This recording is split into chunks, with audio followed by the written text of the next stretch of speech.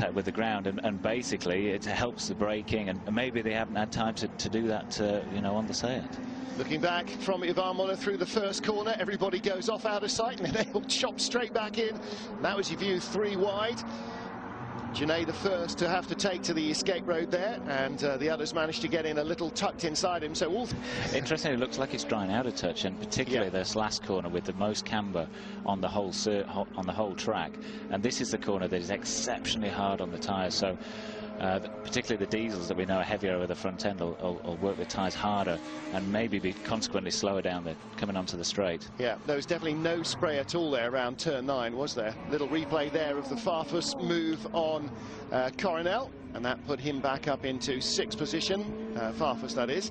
Priaulx comes towards us in 5th. BMW not really finding the pace here that they need, and really different look to the race compared to last year, where of course Seat were 1, 2, 3, 4, 5 on the grid and drove away with Tom Coronel in his petrol car, making it a top 6 result, which was fairly impressive whichever way you sliced it. And Coronel beating everybody else in the older undeveloped petrol engine car, showing in fact it wasn't just about the turbo diesel.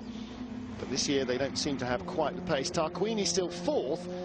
Ooh, and Huffy just pushing a little too far. Just flirting with the grass. Augusto Farfus moves out behind Andy Priaulx to find a bit of damp, not to actually start a move as they continue in 5th and 6th positions. Behind them, you saw the train of turbo diesels. Jordi Genet 7th, don't forget, started on the front row of the grid, and that lap 2 error at the first corner is what cost him all those positions. Tom Coronel 8th. So Jordi's moved up. Coronel has moved ahead of Michaelis and Nukia, and he will defend that 8th position and race to pole with everything he's got in his armoury, as Farfus again starts to launch an attack on Priaulx. This is the battle for 5th place. Yeah, that's right. I mean, 8th place now is almost as important as you know, as can be for Tom. He needs to hold on to that, and because he knows if it is dry, and if there is a dry line for the second race, if he can get away in the beginning of the race and maintain, you know, first place, knowing that there's limited overtaking opportunities, it could be a fantastic race for him. Well, of course, the way they are at the moment, Coronel and Genet would be 1st and 2nd on the race 2 grid, with these two lining up 3rd and 4th behind them. So Tom would have to start very well indeed to stay in front of the 2 BMWs down in the run into the first corner.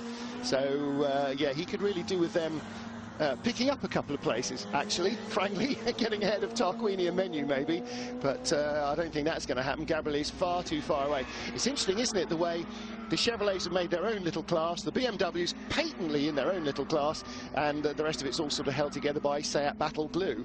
Yeah, they're having a bit of a battle royal, the Seat, aren't they? Well, these guys here. Yeah, and don't forget, of course, James, this year, because we've now adopted the Formula 1 FIA scoring system, it's not, the points don't end with 8th place.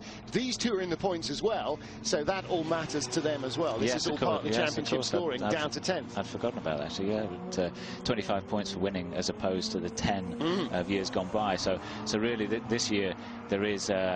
you know, the key is to win as many races as possible, obviously, like every year. I mean, that sounds silly, but now, because there is a bigger gap between winning and 2nd place. Before it was 2 points, you know, and you know, now it's a much bigger gap. 25 to 18 is a big gap, isn't it? Definitely.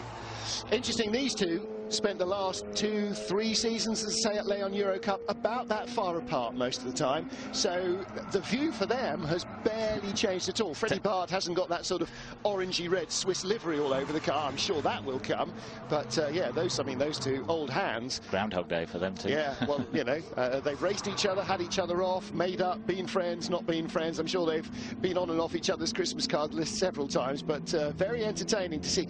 Clearly two drivers with, I mean, again with identical machining, again with all but identical pace, and right behind you've got Michael Nukia, and whoops, as Freddie Bard runs out of road. Nukia and Monte. See now, interestingly, it's like follow my leader. Interestingly, with the go faster stripes all over the roof, Thiago Monteiro just can't get to grips with these 3 new boys in front of him, and yet, you know, this car is familiar to him. None of the others have driven it basically at all before.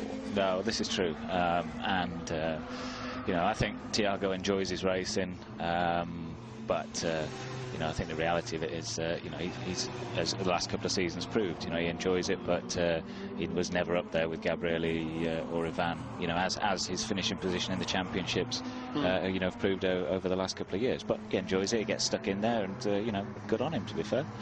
But it's good to see the new blood getting in and showing what they can do. I mean, they've done the hard miles, have been in their lower sort of formula, and they're in there and showing what they can do. Michael Nukia holding the inside line there. Tiago got inside it.